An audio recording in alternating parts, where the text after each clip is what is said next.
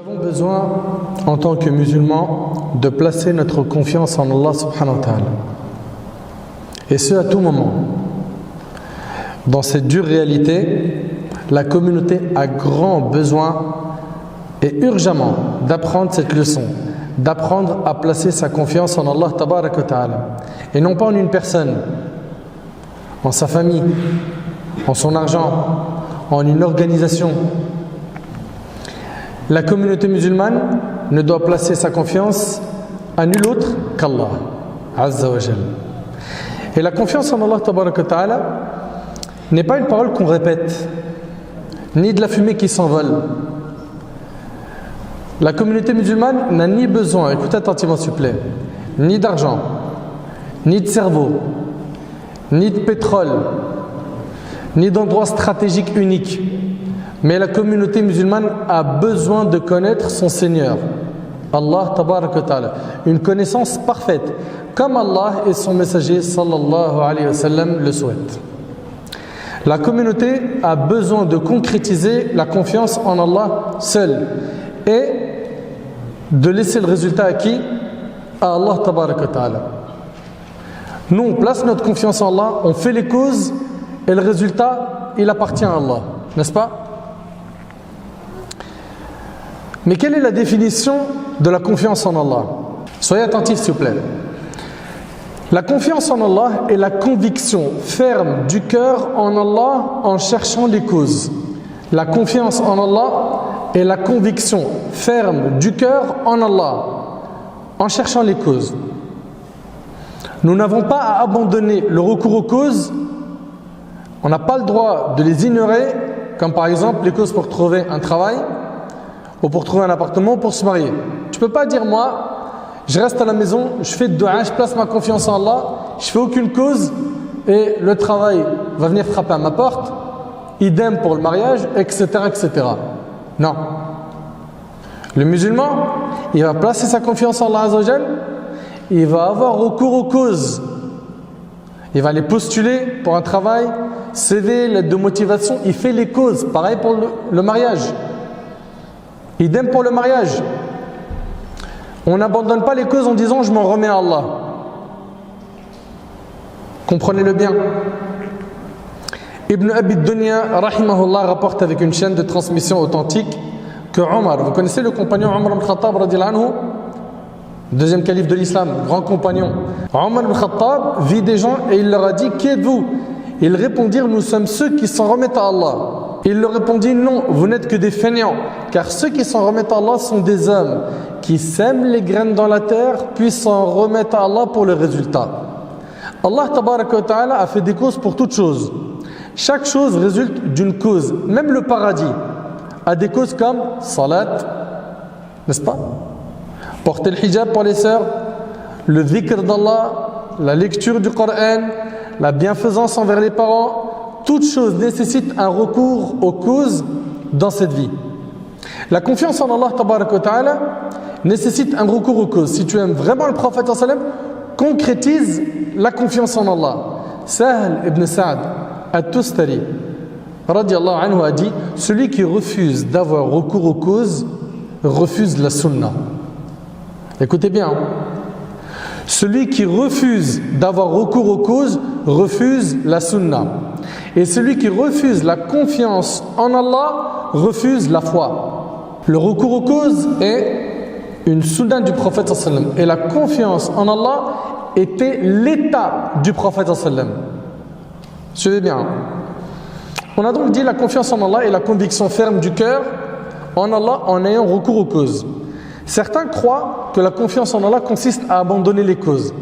On vous l'a dit et on le répète et on ne cessera de vous le répéter, c'est faux. Au niveau des actions, il est obligatoire d'avoir recours aux causes. Et sachez que les causes seules ne peuvent pas être utiles sans la volonté d'Allah. Et ça, on y reviendra, bi'idhnillah. Chers frères, chères sœurs, le médecin dans son cabinet, l'ingénieur dans son entreprise, le soldat sur le champ de bataille, l'étudiant dans son université, le paysan dans sa terre, le commerçant dans son commerce, tous ont recours aux causes.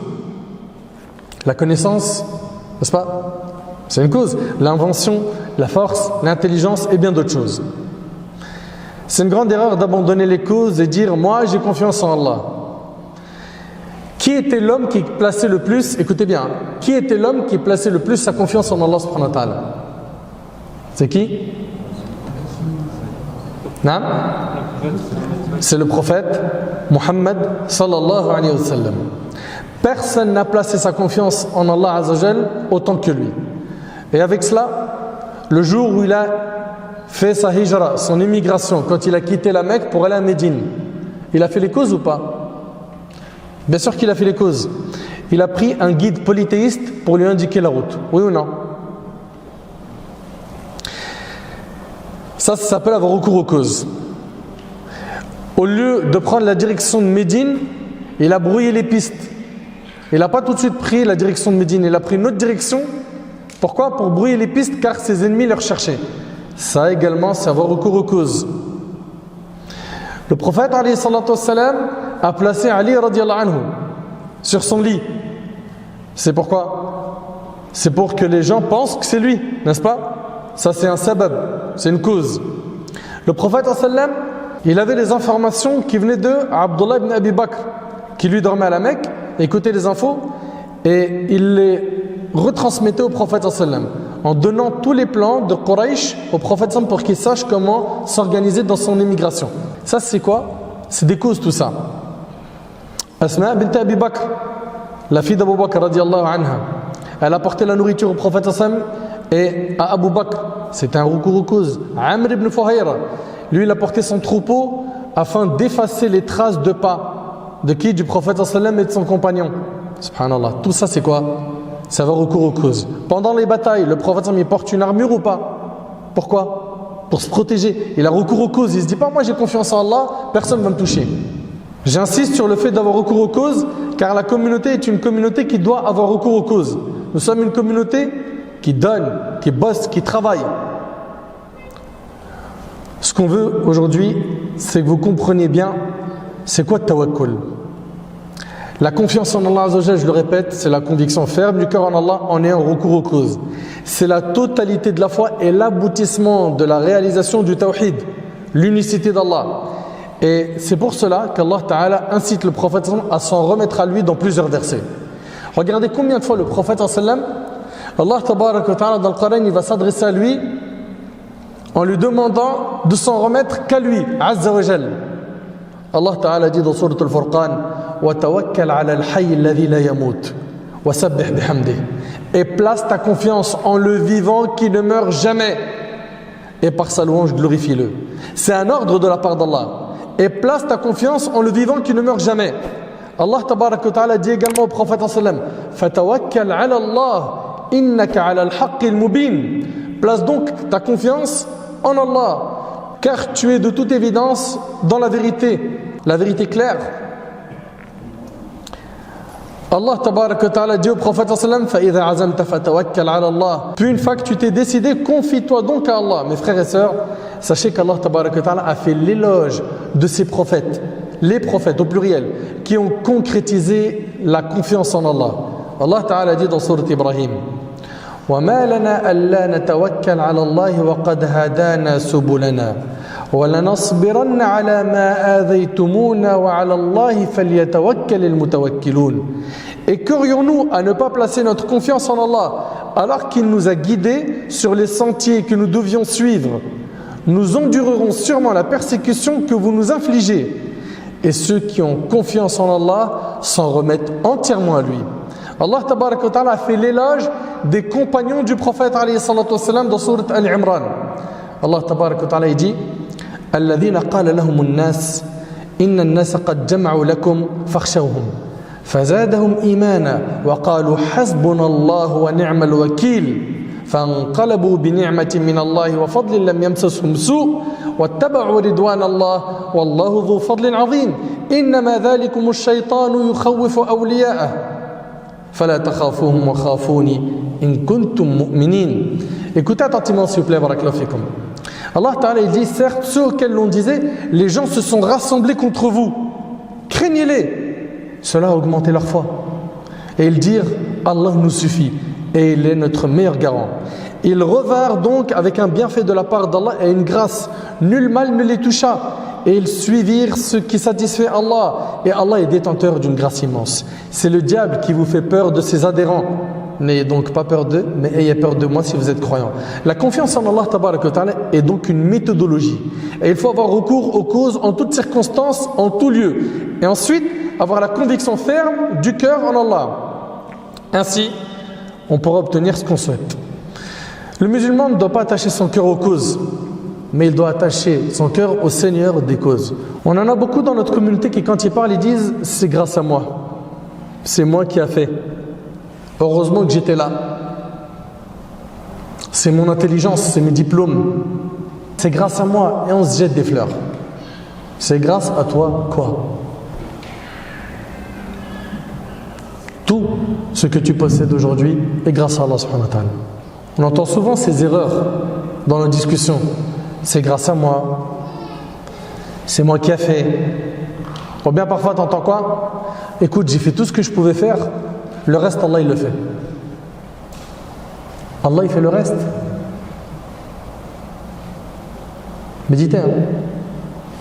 C'est-à-dire, toi, tu as fait le plus gros et Allah il fait le reste. On entend ça ou pas? C'est Allah Ta'ala qui fait tout. Ça, faut bien comprendre. Subhanallah. Le musulman sait pertinemment que si quelque chose est facilité, c'est par la volonté d'Allah. Et si quelque chose n'est pas facilité, c'est aussi par la volonté d'Allah. Allah Tabaraka wa Ta'ala, il nous dit Inna kulla shay'in khalaqnahu biqadar. Nous avons créé toute chose avec mesure. Le commandement est entre les mains d'Allah Tabaraka wa Ta'ala du début jusqu'à la fin. Il n'y a pas un animal, un poisson, une plante qui se trouve dans le besoin sans qu'Allah le sache. Cela veut dire qu'il savait tout ce qui allait se produire à l'avance. Il maîtrise tout ce qui se passe dans son royaume Azza wa Jal. Allah Tabaraka wa Ta'ala, il nous dit, écoutez bien. وعنده مفاتيح الغيب لا يعلمها إلا هو ويعلم ما في البر والبحر وما تسقط من ورقة إلا يعلمها ولا حبة في ظلمات الأرض ولا رطب ولا يابس إلا في كتاب مبين. C'est lui qui détient les clés de l'inconnaissable. Nul autre que lui ne les connaît. Et il connaît ce qui est dans la terre ferme comme dans la mer. Et pas une feuille ne tombe sans qu'il ne le sache. Allahu Akbar.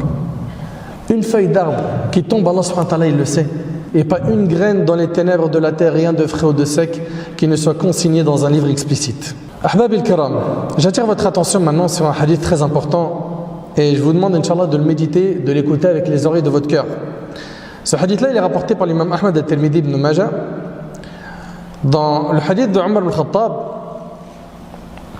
ce hadith, il est rapporté avec une chaîne de transmission authentique d'après Omar ibn Khattab. Le prophète sallallahu a dit: si vous placiez votre confiance en Allah comme il le veut véritablement, il vous donnerait votre subsistance comme il la donne aux oiseaux. Ils partent le matin le ventre vide et rentrent le soir le ventre plein. Allahu Akbar. Les oiseaux, ils ont confiance en Allah. Ils partent le matin le ventre vide. L'oiseau, il a fait maths sup, il a des diplômes. Il a confiance en Allah, il sort le matin et Allah Ta'ala il fait que tous les jours il mange. Lui et ses petits. C'est impressionnant ou pas? Et si le prophète ensemble dit, si vous placez votre confiance en Allah comme il le veut véritablement, comme il le veut véritablement, attention, c'est pas des paroles, c'est concret par l'action. Un jour, tu vas te retrouver à chercher un emploi et peut-être tu seras éprouvé. Tu vas peut-être pas tout de suite décrocher cet emploi. Et un deuxième, et un troisième. Et il se peut que tu fasses quoi? Et il se peut que tu dises, bon, puisque j'ai pas le choix, je vais me tourner vers un emploi où il y a du haram. Parce que dans le halal, j'arrive pas. Toute personne qui place sa confiance en Allah, Allah tabaraka ta'ala ne l'abandonnera jamais. Ça, il faut bien le comprendre. Il se peut que tu sois éprouvé. Oui, Allah il va te tester pour voir le niveau d'amour que tu as pour lui, Azza wa Jal. Pour voir est-ce que tu es patient, est-ce que tu es prêt à sacrifier pour lui. Mais garde en tête qu'Allah ne t'abandonnera pas. Regardez, si vous placez votre confiance en Allah comme il le veut véritablement, il vous donnerait votre subsistance comme il la donne aux oiseaux. Ils partent le matin le ventre vide et rentrent le soir le ventre plein. Sachez que la subsistance n'est pas simplement l'argent. Beaucoup de gens pensent que la subsistance c'est quoi? L'argent. Quand tu dis rizq, ça veut dire argent pour lui. Non, le terme rizq, subsistance, est bien plus large que cela. Comme le dit Ibn al-Mandour dans les Lisan al-Arab, qui est une encyclopédie de référence, il dit la subsistance est tout ce dont a besoin tout être vivant dans cette vie matériellement et moralement. Je répète. Il dit la subsistance est tout ce dont a besoin tout être vivant dans cette vie matériellement et moralement. Sachez que la foi, avoir la foi, c'est un rizq. Ça veut dire que c'est Allah qui te l'a octroyé. L'amour du prophète, c'est un rizq. Oui ou non? L'amour de la famille du prophète, c'est un rizq. L'amour des compagnons du prophète, c'est un rizq. C'est un cadeau de la part d'Allah qu'il a mis dans ton cœur. L'épouse pieuse est un rizq. L'époux pieux est un rizq. Le travail noble dans le halal, les enfants pieux, la grande maison, la mansuétude, la science, le bon comportement, l'argent, la victoire, tout ça ce sont des arzaq, des subsistances. Je répète la définition de la subsistance, rizq. La subsistance est tout ce dont a besoin tout être vivant dans cette vie, matériellement et moralement. Si vous placez votre confiance en Allah comme il le veut véritablement, il vous donnerait votre subsistance comme il la donne aux oiseaux. Il nous donnerait l'argent qu'on recherche, la science, les enfants, une épouse pieuse, un mari pieux, la patience face aux épreuves, le raffermissement de la foi, la générosité, etc. Nous on craint la pauvreté alors que c'est Allah le riche. C'est vrai ou c'est pas vrai? On craint la maladie alors que c'est Allah tabarak wa ta'ala al-shafi, celui qui guérit, ou non? On craint le mal alors que c'est Allah le protecteur. On craint les épreuves alors que c'est Allah le secoureur. Les créatures les plus heureuses sont celles qui adorent Allah le mieux. Et subhanallah, plus le serviteur s'abaisse devant Allah et plus il montre qu'il a besoin d'Allah, plus il est proche d'Allah et plus il est estimé auprès de lui, Azza wa Jal. De plus, le serviteur est incapable d'obtenir par lui-même, écoutez bien, ce dont il a besoin et de repousser par lui-même ceux qui lui causent du tort. Il a besoin de l'aide de son Créateur.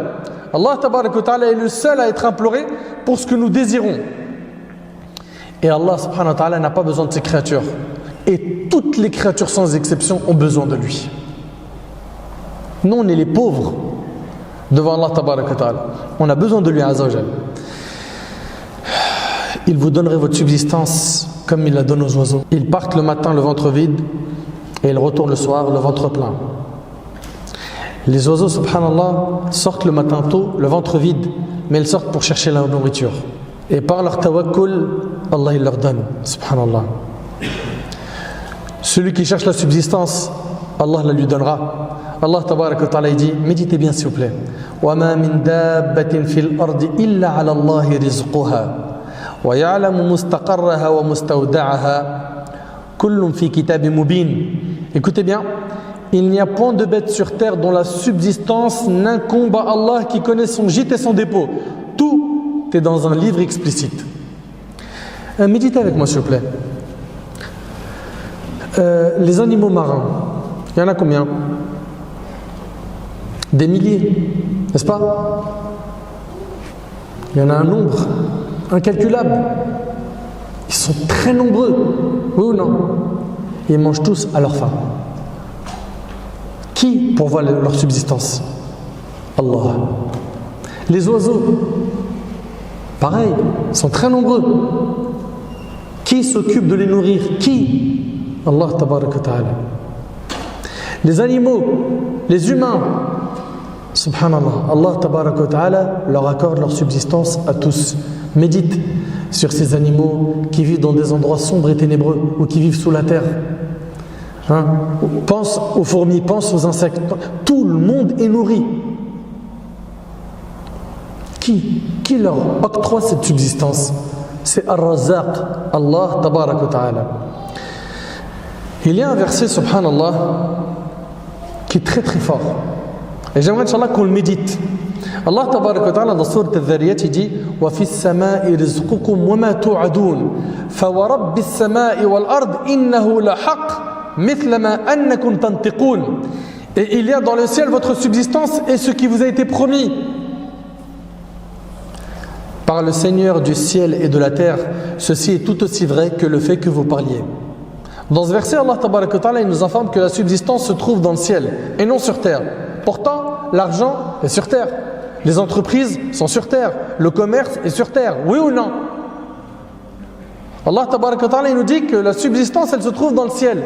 Il va falloir comprendre que la subsistance est bien dans le ciel, auprès d'Allah, et que sur terre, nous n'avons que des causes. Et celui qui va mettre de l'effet dans ces causes, c'est Allah Azza wa Jal. Sans Allah, telle entreprise n'aurait pas marché. Sans Allah, ce groupe n'aurait pas pu s'organiser pour monter tel projet, tel business. Sans Allah, on n'aurait rien eu. Ça doit donc nous pousser à être humbles.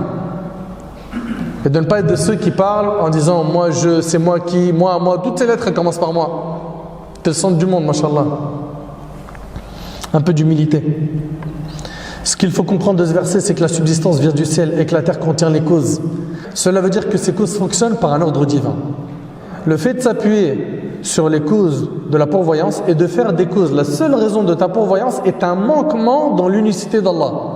Un bédouin intelligent et éloquent entendit le verset où Allah Tabaraka wa Ta'ala dit « Et votre subsistance est dans le ciel et ce qui vous a été promis. » Puis dans le verset, Allah il dit « Par le Seigneur du ciel et de la terre. » Allah il jure. Ceci est tout aussi vrai que le fait que vous parliez. Il a dit, qu'est-ce qui a mis en colère le généreux pour qu'il jure? Il a dit, qu'est-ce qui a mis en colère le généreux, donc Allah, pour qu'il jure? Ibrahim ibn Adham, écoutez bien s'il vous plaît. Un pieux parmi nos ancêtres, un ascète, quelqu'un qui n'avait pas d'attachement à la dunya, un grand savant parmi nos pieux prédécesseurs. Un jour, il était assis en train de manger des morceaux de viande grillée. Une chatte passa, prit un morceau et s'enfuit. Et se mit à la suivre par curiosité. Il a vu qu'elle a laissé le morceau de viande dans un endroit abandonné et elle est partie. Ça l'a encore plus étonné. Il est resté un instant, puis il a vu un serpent qui est sorti de ce trou, qui a pris le morceau de viande et il est rentré à nouveau dans son trou. Ibrahim, rahimahullah, il leva les yeux au ciel et dit « Gloire à toi, qui a fait que les ennemis s'assurent la subsistance les uns les autres. » Allahu Akbar. Celui qui assure la subsistance de toute bête est Allah Azza wa Jal. Celui qui assure la subsistance de tous les humains, c'est Allah subhanahu wa ta'ala. Il a été dit à Hatim al-Asam, rahimahullah, un parmi nos ancêtres, « Oh Hatim, comment as-tu concrétisé la confiance en Allah ?» Il a dit par 4 choses. 1. J'ai su que ma subsistance n'irait à personne d'autre que moi, ce qui apaise mon cœur. Ton risque, quelqu'un va venir te le prendre? Allah il t'a écrit que tu allais te marier avec telle sœur, avec tel mari, que tu allais faire tel emploi, que tu allais acheter telle voiture. Est-ce que quelqu'un peut t'enlever ce qu'Allah subhanahu wa ta'ala t'a écrit? Vous suivez? J'ai su que ma subsistance n'irait à personne d'autre que moi, ce qui apaisa mon cœur. 2. J'ai su que personne ne fera mes actes à ma place. Je me suis donc mis au travail. Est-ce que quelqu'un peut prier à ta place? Il jeûne Ramadan à ta place, il sort zakat à ta place? Non. Hatim, rahimahullah, il a dit, j'ai su que personne ne fera mes actes à ma place, donc je me suis mis au travail. 3. J'ai su qu'Allah me voyait, suite à quoi j'ai eu honte qu'il me voie dans le péché. 4. J'ai su que la mort m'attendait, alors j'y ai préparé mes bagages pour rencontrer Allah. Un homme lui demanda, mais d'où manges-tu donc? Il lui répondit, وَلِلَّهِ خَزَائِنُ السَّمَاوَاتِ وَالْأَرْضِ وَلَكِنَّ الْمُنَافِقِينَ لَا يَفْقَهُونَ. Et c'est à Allah qu'appartiennent les trésors des cieux et de la terre, mais les hypocrites ne comprennent pas. Et parmi les sublimes histoires, écoutez bien, spirituelles, il y a cette histoire de Hatim al-Asam lorsqu'il a voulu partir au pèlerinage. Il dit à ses enfants qu'il avait l'intention d'accomplir le pèlerinage cette année. Et lui dire, qui va nous donner à manger? Qui va s'occuper de nous? Tu pars, tu vas au Hajj, et nous, comment on va vivre? Tu vas au Hajj et nous, comment on va vivre? Il avait une fille qui avait un degré élevé de confiance en Allah. Elle lui a dit, mon père, place ta confiance en Allah et pars, car tu n'es pas celui qui assure notre subsistance. C'est fort, hein? Tu n'assures pas notre subsistance. Hatim partit avec ce qu'il avait comme argent sur lui et leur laissa ce qu'il avait comme argent dans la maison. Après quelques jours, la nourriture de la maison a été consommée et l'argent fut dépensé. Et là, la famille s'est tournée vers qui pour blâmer? Vers la fille, justement. Ils sont partis voir la jeune fille. Alors maintenant, comment on va manger? Hein? Tu as été la cause, tu as dit à notre père de partir, comment on fait maintenant? Elle a invoqué Allah et elle a dit, oh Allah, tu nous as habitués à tes bienfaits. Ne nous prive pas de tes bienfaits. Elle avait confiance en Allah qu'Allah, il n'allait pas les abandonner. Leur père, il est au pèlerinage. Là, on parle de l'époque, hein, il n'y avait pas de téléphone, il n'y avait pas de... Ça, il est parti, il faut attendre qu'il revienne. Vous suivez? Et cette fille, elle avait confiance en Allah, elle savait qu'Allah, il n'allait pas les abandonner. Et subhanallah, l'histoire, elle est très puissante. Allah, tabaraka wa ta'ala, a voulu que le chef du village passe devant la maison. La maison de qui? De Hatim. Il était avec ses hommes. Il a eu hyper soif. Et il a demandé à un de ses soldats d'aller lui chercher un verre d'eau fraîche. Le soldat frappa à la porte de Hatim. Quand ils surent que le chef voulait un verre d'eau, ils lui ont préparé un verre d'eau propre. Et ici, ils lui ont donné ce verre d'eau. Il but et dit, à qui appartient cette maison? On lui répondit, à Hatim al-Asam. Il dit, l'homme pieux? Il lui dit oui. Il répondit, louange à Allah de nous avoir fait boire de la maison des pieux. Il demanda, où est-il que je le salue? On lui a dit qu'il était au pèlerinage. Il répondit, nous devons alors récompenser ses enfants pendant son absence. Il sortit alors une bourse remplie de pièces d'or. Et c'était la monnaie de l'époque. Imaginez-vous, hein? Plein de pièces d'or. Et il a laissé ça à la maison. Mais Allah a voulu plus que cela. Il a dit à ses soldats que celui qui m'aime fasse comme moi. Vous êtes d'accord, les soldats, ils l'aiment ou ils l'aiment pas, ils vont faire la même. Ils n'ont pas le choix. Celui qui m'aime, qui fasse comme moi. Et subhanallah, d'un seul coup, la maison a été inondée de dons. La maison était remplie d'or. La fille pieuse entra en pleurant. Ses frères et sa mère entrèrent et lui dirent, mais pourquoi tu pleures alors que maintenant on est devenu riche? Elle répondit, écoutez bien, ça c'est un être humain qui a regardé notre état, suite à quoi on s'est enrichi. Elle a dit, ça c'est un être humain qui a regardé notre état, suite à quoi on s'est enrichi. Comment serait notre situation si Allah nous regardait avec le regard de sa satisfaction? Allahu Akbar. Allahu Akbar. Si seulement nous réalisions la confiance en Allah, pas en l'argent. Vous savez, cette vie, on vous l'a dit plein de fois, c'est un champ. L'intelligent parmi nous, c'est celui qui va planter un maximum de graines. Ces graines-là, c'est tes bonnes actions, tes sadaqat, tes sacrifices, le temps que tu passes pour Allah. Tu vas tout faire pour être utile là où tu te trouves. Faire le bien, le répandre, propager le bien. Hélas, on a des gens, pour eux cette vie, c'est là où il faut tout miser. L'argent, il sort rien, là. Rien. Demande-lui le dernier don que tu as fait, c'était quand? Qu'est-ce que c'est dur d'entendre pour lui sadaqa? Et on voit des fois des gens dire, moi le jour où je suis riche, oh là là, moi j'ai de l'argent moi. Des puits, je vais parler des orphelins, je vais faire du bien. Et regarde quand il devient riche. Ah non, mais en fait, parce que j'ai pas encore acheté d'appartement. En fait, j'allais acheter un F4, mais on m'a dit c'est mieux d'avoir une villa parce que tu as le jardin et tout, le barbecue en été. Tu sais, les enfants ils sont tranquilles, tu déranges pas les voisins et tout. Il n'y a plus d'aumône, il n'y a plus rien. C'est triste. Et c'est une fitna. Qu'Allah Azza wa Jalla nous donne la force de tenir face à cette épreuve, celle de la dunya, l'argent.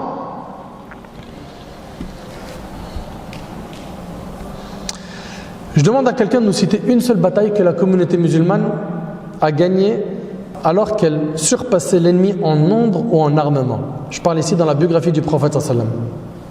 Une bataille. Ouais? J'ai entendu? Qui a dit Hunayn? Barakallahu fik. Certains vont dire Hunayn. Même à Hunayn, l'ennemi était plus nombreux. Mais les musulmans ont été impressionnés par leur nombre, qui était plus important que d'habitude. Quand leur cœur a été attaché à leur nombre, il s'est passé ce qui s'est passé jusqu'à ce que les cœurs soient attachés à nouveau à Allah, puis Allah leur a donné la victoire après que les cœurs se soient attachés à lui. Je répète encore une fois, il faut se munir des causes puis s'en remettre à Allah tabarak wa ta'ala de manière confiante. Certains, ils attribuent leur réussite sociale à leurs compétences et ils oublient d'attribuer le bien à qui? À celui qui détient le bien. Et sachez que celui qui attribue sa réussite à Allah en étant reconnaissant, Allah lui rajoutera de ses biens, n'est-ce pas? Et lorsque votre Seigneur proclama, si vous êtes reconnaissant, très certainement j'augmenterai mes bienfaits pour vous. Tu dois comprendre la règle de conduite d'Allah dans l'univers. Ces règles sont immuables et ne se modifieront pas et ne ménageront personne, tant bien même ils prétendraient pouvoir les combattre. Il existe une grande différence entre le clairvoyant et le non-clairvoyant. Le croyant, lui, et le clairvoyant, il se munit des causes et s'en remet à celui qui provoque les causes, à savoir Allah tabarak wa ta'ala. Alors que le non-clairvoyant, qu'est-ce qu'il va faire? Il va s'en remettre à qui? À lui, à sa propre personne. Subhanallah. Allah tabarak wa ta'ala, il nous dit وَمَنْ يَتَوَكَّلْ عَلَى اللَّهِ فَهُوَ حَسْبُهُ. Et quiconque place sa confiance en Allah, Allah lui suffit. Allah lui suffit. Ça veut dire quoi? Ça veut dire qu'Allah s'occupera de son affaire. Celui qui se réfugie auprès d'Allah, Allah le secourra. Celui qui confie ses affaires à Allah, Allah pourvoira ses besoins. Mais celui qui place sa confiance en sa raison, s'égarera. Celui qui place sa confiance en son argent, s'affaiblira. Celui qui place sa confiance aux gens, s'avilira. Par contre, celui qui place sa confiance en Allah, ni ne s'égarera, ni ne s'affaiblira, ni ne s'avilira. Ahbab al-Kiram, je vous le dis, je le répète, personne n'a placé sa confiance en Allah comme il le faut et a été abandonné par Allah. Personne. Jamais Allah n'abandonne celui qui s'en remet à lui comme il le faut. Ahbab al-Kiram, entrons maintenant ensemble dans le jardin de ceux qui placent leur confiance en Allah pour voir que toute personne qui a placé sa confiance en Allah, Allah lui a suffi. Voyons ensemble toutes ces histoires qui sont des histoires riches en leçons, les histoires des prophètes que l'on connaît pour la plupart, mais qui sont le meilleur des rappels. Et n'oubliez pas, Allah Ta'ala en parlant des prophètes, il a dit voilà ceux dont Allah a guidé, suis donc leur voie. La voie de qui? Des prophètes. Notre prophète Nuh alayhi salam. Vous connaissez le prophète Nuh alayhi salam? Oui ou non? Il a placé sa confiance en Allah. Allah il lui a ordonné de construire une arche, n'est-ce pas? Allah Ta'ala il lui dit wasna'il fulka bi'ayunina wa wahyina, et construit l'arche sous nos yeux et d'après notre révélation. Nuh il s'exécute et il a construit l'arche sur le sable. Ses détracteurs lui ont demandé où est l'eau? Où est l'eau grâce à laquelle l'arche pourra voguer? Or Nuh a reçu l'ordre de son Seigneur de construire l'arche. Il l'a fait sans chercher à comprendre. Allah Azza wa Jalla nous dit وَيَصْنَعُ الْفُلْكَ وَكُلَّمَا مَرَّ عَلَيْهِ مَلَأٌ مِّن قَوْمِهِ سَخِرُوا مِنْهُ قَالَ إِن تَسْخَرُوا مِنَّا فَإِنَّا نَسْخَرُ مِنكُمْ كَمَا تَسْخَرُونَ فَسَوْفَ تَعْلَمُونَ مَن يَأْتِيهِ عَذَابٌ يُخْزِيهِ وَيَحِلُّ عَلَيْهِ عَذَابٌ مُقِيمٌ. Et il construit l'arche. Et chaque fois que des notables de son peuple passaient près de lui, il se moquait de lui. Il dit, si vous vous moquez de nous, eh bien, nous nous moquerons de vous comme vous vous moquez de nous. Et vous saurez bientôt à qui viendra un châtiment qui l'humiliera et sur qui s'abattra un châtiment durable. Lorsque l'heure arriva et que c'est devenu sérieux, Nuh s'est réfugié auprès d'Allah. Subhanallah, il n'y avait pas d'eau. Il n'y avait pas d'eau. Mais il a fait les causes qu'on lui a ordonnées. Il n'a pas posé de questions sur les conséquences. Pareil pour toi. Tu reçois un ordre de la part d'Allah, aie confiance en Allah. Mon frère ainsi que toi ma soeur, aie confiance en Allah. Sache que tout le bien est dans ce qu'Allah t'a ordonné. Et tout le mal est dans quoi? Dans la chose qu'Allah Ta'ala il t'a rendue interdite. C'est-à-dire, ne fais pas la chose qui t'a interdit afin de quoi? De te préserver. Ensuite, Allah Tabarak wa Ta'ala nous dit que Nuh a fait une dua. Fada'a rabbahu anni maghlubun fantasir. Il invoqua donc son Seigneur. Moi je suis vaincu, fais donc triompher ta cause. Il a dit Allah, je suis vaincu, fais triompher ta cause. Le résultat, ففتحنا أبواب السماء بماء منهمر وفجرنا الأرض عيونا فالتقى الماء على أمر قد قدر وحملناه على ذات ألواح ودسر تجري بأعيننا. Nous ouvrîmes alors les portes du ciel. Regardez, subhanallah, l'éloquence coranique. Allah ne dit pas on a fait descendre la pluie. Allah Azza wa Jalla dit, nous ouvrîmes alors les portes du ciel, pas une porte mais les portes, à une eau torrentielle, et fîmes jaillir la terre en source, c'est-à-dire de l'eau qui sort de la terre et qui descend du ciel. Les eaux se rencontrèrent d'après un ordre qui était déjà décrété dans une chose faite, et nous le portâmes sur un objet fait de planches et de clous. C'est quoi? L'arche, voguant sous nos yeux. Subhanallah. Il faut pour cela la taqwa, la crainte d'Allah et la confiance en Allah. Munis-toi des causes dans la limite de tes possibilités, de ton potentiel. Remets-en toi à Allah pour le résultat. Allah Ta'ala dit وَمَنْ يَتَوَكَّلْ عَلَى اللَّهِ فَهُوَ حَسْبُهُ. Et quiconque place sa confiance en Allah, Allah lui suffit. Parmi ceux qui ont connu la confiance en Allah, at-tawakkul, le prophète Ibrahim alayhi salatu wassalam, l'ami intime d'Allah. Comme vous le savez, Ibrahim alayhi salam, il a cassé les statues. Et ensuite, son peuple rentre, ce jour de fête, il rentre, il voit toutes les statues cassées, il y a une hache dans la main de la plus grande statue, qui a fait ça? Ils mènent leur enquête et ils décident de punir Ibrahim alayhi salam. Ils vont donc le mettre sur une catapulte, les mains ligotées, et ils vont allumer un immense feu pour le brûler. Et à ce moment-là, essayez d'imaginer, Jibril alayhi salam, l'ange Gabriel, subhanallah, il vient voir le prophète Ibrahim, il lui dit, as-tu besoin de quelque chose? Il lui dit, Allah nous suffit et quel bon défenseur, j'ai besoin que d'Allah. T'imagines, toi, tu es dans la même épreuve et un ange il vient et dit, est-ce que tu as besoin de mon aide? Ibn Abbas radiyallahu anhu a dit, Allah nous suffit et quel bon défenseur. C'est la formule prononcée par Ibrahim quand on le jeta au feu. Elle a été de même prononcée par Muhammad sallallahu alayhi wa sallam quand on lui dit, les gens ont mobilisé des masses contre vous, craignez-les. Cela augmente à leur foi et ils dirent, Allah nous suffit et quel bon défenseur. Rapporté par le Bukhari. Apprenez donc à dire, Hasbunallah wa ni'mal wakil. Comme vous le savez, Ibrahim alayhi salam, il a placé sa confiance en Allah avant d'être jeté dans le feu. Suite à quoi? Il n'a pas été brûlé. Par la loi physique, le feu brûle, n'est-ce pas? Allah a créé le feu et lui a donné cette propriété. Jette quelque chose dans le feu, tu verras qu'il va brûler, oui ou non? Existe-t-il un feu qui ne brûle pas? Non. Et ici, Allah tabaraka wa ta'ala a fait que notre prophète Ibrahim alayhi salam n'a pas brûlé dans ce feu. Allah Ta'ala dit Qulna ya nar kuni bardan wa salaman ala Ibrahim. Nous dîmes au feu, soit pour Ibrahim, écoutez bien, une fraîcheur salutaire. Allah Ta'ala, s'il aurait dit juste soit pour Ibrahim une fraîcheur, il aurait peut-être quoi? Souffert du froid. Il aurait pu même geler. Mais Allah Ta'ala dit une fraîcheur salutaire. Et vous savez, Ibn Kathir, rahimahullah, il dit dans l'explication de ce verset que le feu avait simplement consumé la corde qui avait servi à ligoter ses mains. C'est la seule chose qui a brûlé de lui. Subhanallah. Hajar alayhi salam. Hajar alayhi salam, c'est l'épouse de qui? J'entends pas? Du prophète Ibrahim alayhi salatu wassalam. Ibrahim alayhi salam, il prend sa femme Hajar et son bébé Ismaïl. Où?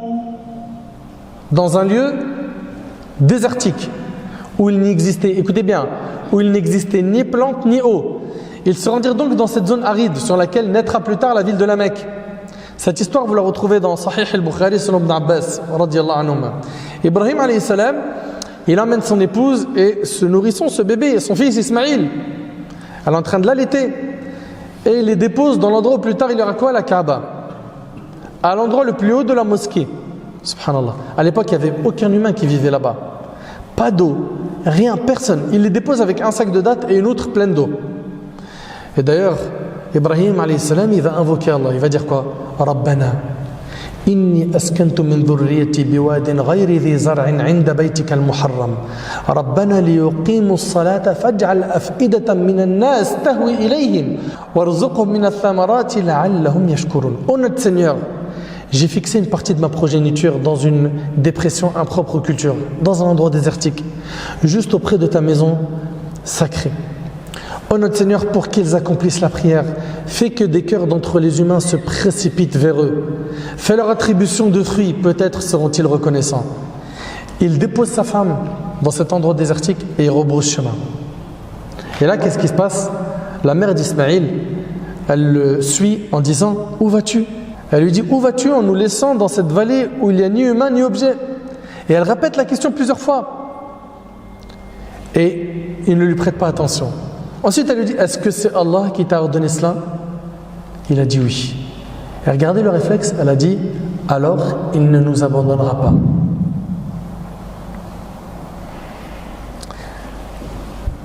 Vous êtes d'accord que le niveau de confiance en Allah qu'elle a, il est très puissant, oui ou non?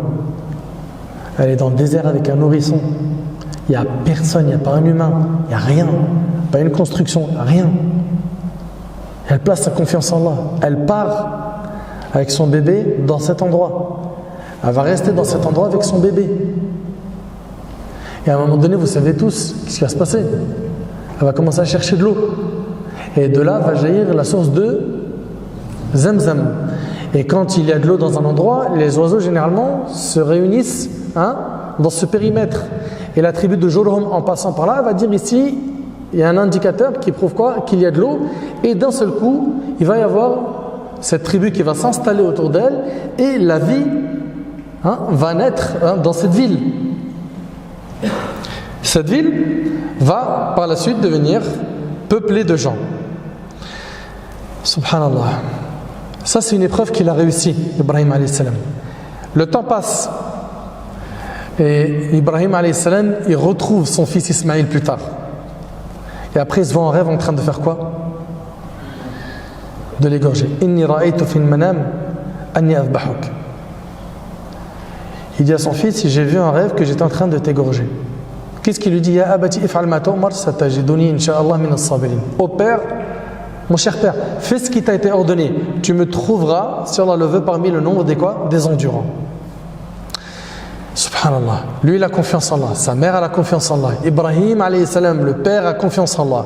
Remarquez qu'à chaque fois qu'Ibrahim, alayhi salam, il a eu le choix entre Allah et quelque chose, il a toujours choisi Allah.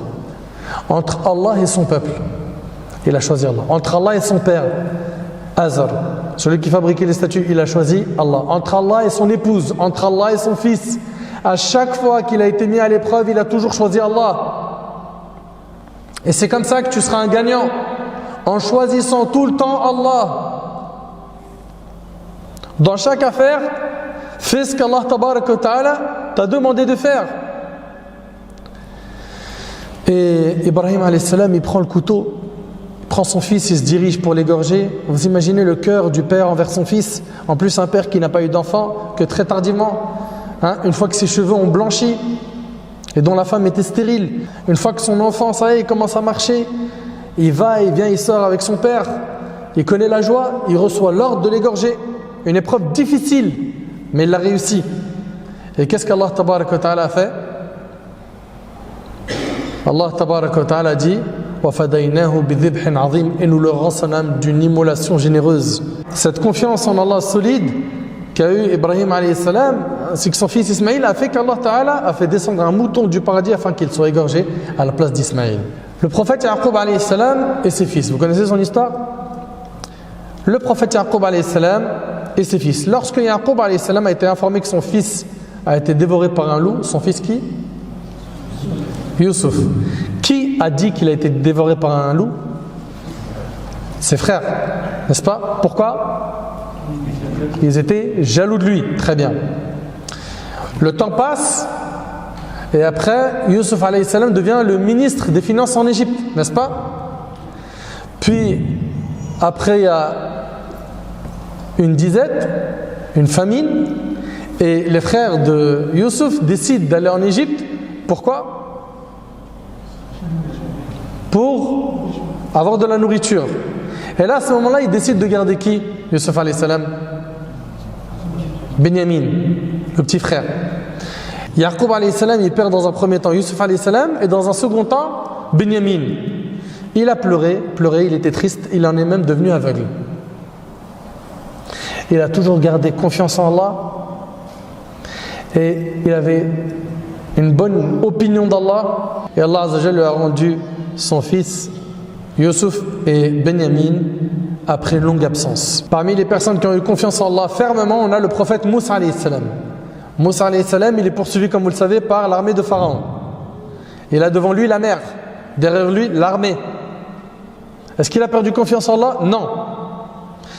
فَلَمَّا تَرَاءَ الْجَمْعَانِ قَالَ أَصْحَابُ مُوسَى إِنَّ لَمُدْرَكُونَ. Puis quand les deux parties se virent, les compagnons de Moussa dirent: nous allons être rejoints. Et qu'est-ce qu'il répond Moussa alayhi salam, qui a confiance en Allah, et il répond tout de suite dans les médias. Il dit: قَالَ كَلَّا إِنَّ مَعِيَ رَبِّي سَيَهْدِينِ. Il dit jamais: on ne va pas être rattrapé, car j'ai avec moi mon Seigneur qui va me guider. Subhanallah.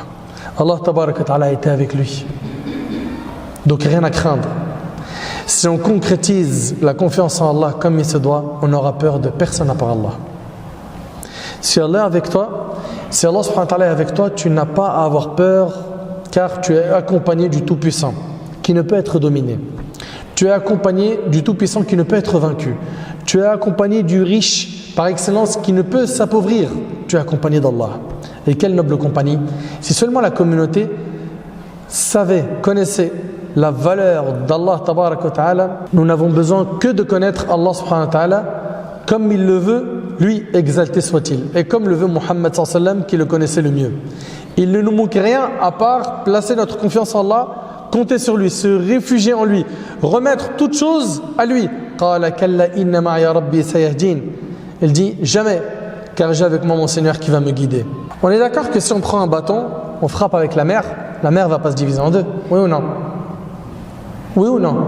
On est d'accord.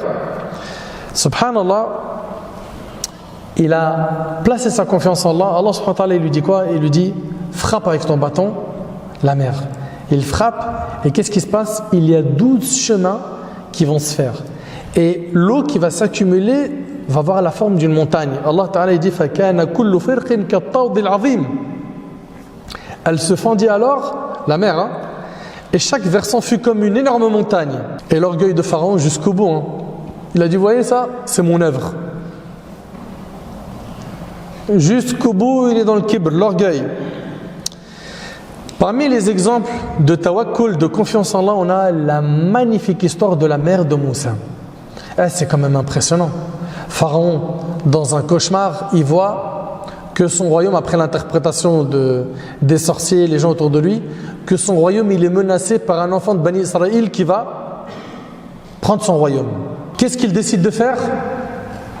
De tuer tous les nouveau-nés mâles. N'est-ce pas? Il va commencer donc à envoyer ces hommes, les policiers, qui vont tourner autour des maisons, et dès qu'ils entendent le bruit d'un accouchement, d'un bébé qui pleure, ils rentrent. Si c'est un garçon, ils le tuent. Et il aura tué comme ça des milliers d'enfants. Et celui qui recherchait, c'était qui? C'était Moussa alayhi salam. Allah Ta'ala dit: وَأَوْحَيْنَا إِلَى أُمِّ مُوسَى أَنْ أَرْضِعِيهِ فَإِذَا خِفْتِ عَلَيْهِ فَأَلْقِيهِ فِي الْيَمِّ وَلَا تَخَافِ وَلَا تَحْزَنِي إِنَّا رَادُّوهُ إِلَيْكَ وَجَاعِلُوهُ مِنَ الْمُرْسَلِينَ. Allah Ta'ala dit: et nous révélâmes à la mère de Moussa. Et ici, le mot révélâmes est à comprendre dans le sens nous inspirâmes, car il n'y a eu aucune femme prophète. D'accord? Et donc nous inspirâmes à la mère de Moussa ceci: allaite-le. Et quand tu craindras pour lui, jette-le dans le flot, dans la mer. Et n'aie pas peur et ne t'attriste pas. Nous te le rendrons. Ça, c'est une promesse divine. Mais c'est pas fini. Et ferons de lui un messager. Allahu Akbar. Et feront de lui un messager. La mère de Moussa met son fils donc dans une caisse, puis elle le jette dans la mer.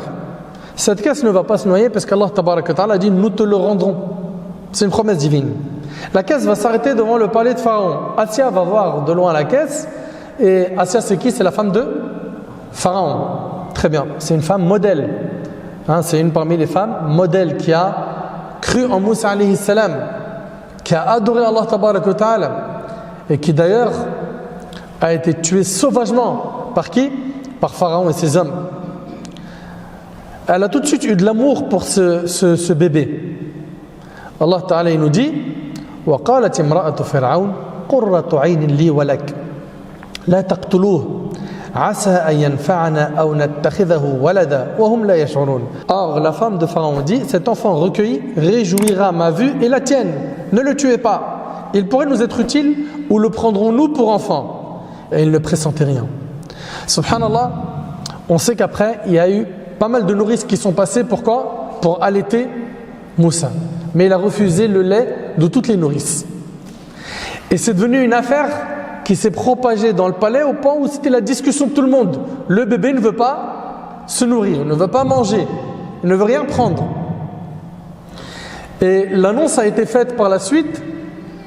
La recherche d'une nourrice s'est étendue jusqu'à ce que l'appel a été fait dans les marchés.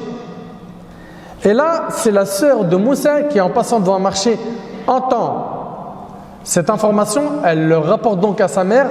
Sa mère vient et subhanallah, dès qu'il a goûté au lait de sa mère, tout de suite, il s'est nourri, il s'est tranquillisé. Et d'ailleurs, Pharaon, ça l'a étonné. Il dit, est-ce que c'est sa mère? Et bien sûr, ici, elle a caché la vérité. Et à la fin, il lui a proposé un salaire et de vivre dans ce palais pour nourrir le bébé qui est Moussa alayhi salam. C'est-à-dire, subhanallah, lui qui en a tué des centaines de milliers, celui qui craignait, finalement, il va grandir dans son palais en sécurité. Et c'est sa mère qui l'allaite dans le palais de Pharaon, subhanallah. C'est impressionnant. Mais la mère de Moussa préférera l'allaiter chez elle en prétextant qu'elle a un foyer à gérer, son époux, ses enfants, etc. Et il lui accordera cela. Ici, elle a eu confiance en Allah subhanahu wa ta'ala. Notre prophète Muhammad alayhi salatu wassalam, il quitte la Mecque, il va en direction de Médine. Mais avant d'aller à Médine, il va se réfugier dans une grotte qu'on appelle la grotte de Thawr. Il va y rester combien de jours? 3 jours. 3 jours. Il va rester là-bas avec son compagnon Abu Bakr radiyallahu anhu. Et à un moment donné, l'ennemi qui eux cherchent à tout prix le prophète sallam, parce qu'il y aura un prix qui va être donné à celui qui capture le prophète sallam. Ce prix est de 100 chameaux. 100 chameaux. Ici, Abu Bakr as-Siddiq radiyallahu anhu dira au prophète sallam, si l'un d'eux il avance un peu plus, il va nous voir. Il va nous voir ici dans cette grotte. Et là, le prophète sallam de lui dire, oh Abu Bakr, que penses-tu de 2 personnes lorsqu'Allah est leur 3e compagnon rapporté par le Bukhari? Tu crois qu'on est seuls, toi et moi? Allah Azza wa Jalla, il est avec nous. Et ça, j'aimerais bien à chaque fois qu'une personne parmi vous est mise à l'épreuve, qu'elle y réfléchisse. Tu n'es pas seul. Allah Ta'ala, il est avec toi. Place ta confiance en lui. Vous avez oublié le verset où celui qui s'en remet à Allah, Allah lui suffit. Tu n'as besoin de personne à part Allah. Mais sans l'oubli, il y a un fossé entre la théorie et la pratique. Aucun mal ne peut te toucher tant qu'Allah ne te l'a pas écrit. Selon Ibn Abbas, le prophète a dit, sache que si l'humanité est d'accord à l'unanimité pour te faire quelque bien, cela ne te profitera que dans la mesure où Allah te l'aurait assigné. C'est-à-dire, si l'humanité entière se réunissait pour te faire un bien et qu'Allah ne te l'a pas écrit, ils n'y parviendront pas. Et écoutez bien, et si l'humanité est d'accord à l'unanimité pour te causer du tort, tu n'en pâtiras en rien, sinon dans la mesure où Allah en aurait ainsi décidé à ton encontre. C'est-à-dire, si l'humanité se réunit, complote pour te faire du mal, qu'Allah n'a pas écrit, ils n'y parviendront jamais. Jamais. Et le hadith il est rapporté par Ahmad et d'autres. Zayd ibn Aslam a rapporté de son père qui a dit, j'ai entendu Omar ibn Khattab dire, le messager d'Allah sallallahu alayhi wa sallam a ordonné de donner l'aumône. Et il se trouvait que j'avais une somme d'argent. Alors je me suis dit, aujourd'hui je ferai mieux qu'Abu Bakr. Omar il était toujours en concurrence avec qui? Avec Abu Bakr, dans le bien. Il a dit, aujourd'hui je ferai mieux qu'Abu Bakr, si j'arrive un jour à rivaliser avec lui. Il a fait don de la moitié de sa richesse. Ça c'est Omar al-Khattab, la moitié de sa richesse en don. Le prophète sallam m'a demandé, il demande à Omar, qu'as-tu laissé pour ta famille? Il a dit, j'ai laissé l'équivalent de ce que j'ai donné. Mais Abu Bakr avait apporté toute sa richesse. Et le messager d'Allah sallallahu alayhi wa sallam lui a demandé: qu'as-tu laissé pour ta famille? Il a répondu: je lui ai laissé Allah et son messager. C'est le plus beau cadeau que tu peux laisser à ton enfant, une éducation islamique. Omar a dit, Omar par la suite il a dit: je ne rivaliserai plus jamais avec toi en quoi que ce soit. Je rivaliserai plus avec toi, ya Abu Bakr. Et certains vont dire: ouais mais akhi, ça c'est les prophètes, ça c'est les compagnons. Nous on vient à une époque différente, akhi. Nous on n'est ni prophète ni compagnon. Eh bien écoutez avec moi ces deux histoires contemporaines. Ici, subhanallah, il s'agit d'un parmi les musulmans qui a été fortement éprouvé par une maladie au cœur. Et je demande à Allah subhanahu wa ta'ala par l'occasion de guérir tous les malades musulmans. Il a décidé de se rendre à Londres pour se soigner. Les médecins ont décrété qu'il fallait recourir à une opération chirurgicale afin d'élargir un des ventricules. Ce frère, qui est un enseignant à l'université, a juré qu'avant son départ pour Londres, il était assis avec un ami et en face de lui se trouvait un boucher qui vendait de la viande. Et il y avait une vieille dame qui a attiré son regard. Elle ramassait tout ce qui tombait par terre, de la boucherie. Gras, viande, os. Son cœur s'est attendri. Il s'est dirigé vers cette vieille dame et lui a demandé: mais qu'est-ce que tu es en train de faire? Elle lui a dit: j'ai 6 filles et on n'a pas mangé de viande depuis 1 mois. Il a été ému, ça lui a fait verser des larmes. Il lui a dit: qu'est-ce que tu veux? Elle lui a dit: je veux juste 500 grammes de viande, c'est tout. Le frère a demandé au boucher de lui servir 2 kilos de viande et de lui servir 2 kilos de viande par semaine. Et il a payé l'équivalent d'une année. C'est quelque chose, ou non? Cette vieille dame a commencé à pleurer, à lever les mains au ciel en invoquant Allah en faveur de cet homme. Et vous connaissez la beauté et la saveur des invocations naturelles de nos mamans. Des invocations qui déchirent le cœur. Le frère a donc pleuré. Puis, il retourne discuter avec son ami et en retournant chez lui, il se sent bien, il se sent heureux, il se sent léger. Et quand on fait du bien, généralement, ça nous procure de la joie, oui ou non? Il a senti une force dans son corps. Il frappe à la porte, sa fille étudiante à l'université lui a ouvert et elle a tout de suite remarqué un changement, que son père, il dirait qu'il allait mieux. Il lui a raconté toute l'histoire, sa fille a pleuré puis a invoqué Allah en ces termes: oh Allah, rends-nous heureux par la guérison de notre père comme tu as rendu heureuse cette mère et ses filles. Puis Allah subhanahu wa ta'ala a répondu à l'invocation. Subhanallah. 2-3 jours après, tout a changé. Il ressent de la force, de l'énergie, mais la famille insiste. Pourquoi? Pour qu'il se rende à Londres et qu'il subisse l'opération. À ce moment-là, il a commencé à pleurer. Il a commencé à pleurer, mais c'était vraiment fort, comme s'il n'avait jamais pleuré de sa vie auparavant. Et il arrive à l'hôpital à Londres. Les médecins, ils sont stupéfaits. Ils lui demandèrent: qu'as-tu fait pendant cette absence? Les radiographies ne décèlent rien d'anormal. Allahu Akbar. Tout est rentré dans l'ordre. L'opération n'est plus à l'ordre du jour. Il a commencé à pleurer. Et il a dit: j'ai commercé avec Allah et Allah m'a guéri. J'ai commercé avec Allah et Allah m'a guéri. Allah Ta'ala dit: وَمَن يَتَوَكَّلْ عَلَى اللَّهِ فَهُوَ حَسْبُهُ. Et quiconque place sa confiance en Allah, Allah lui suffit. Subhanallah. Une autre histoire, c'est l'histoire de cette sœur dont le mari s'est absenté. Elle était pauvre. Elle avait une fille qui est tombée malade pendant une nuit. Maladie ordinaire avec fièvre. Elle n'avait pas de médicaments et elle n'avait pas mangé la veille. La mère a décidé en guise de remède de prier 2 rak'at et d'invoquer Allah afin qu'il la guérisse. Elle n'a pas d'argent, elle n'a rien. À 2h du matin, elle entend quelqu'un qui frappe à la porte. La maman, elle est étonnée.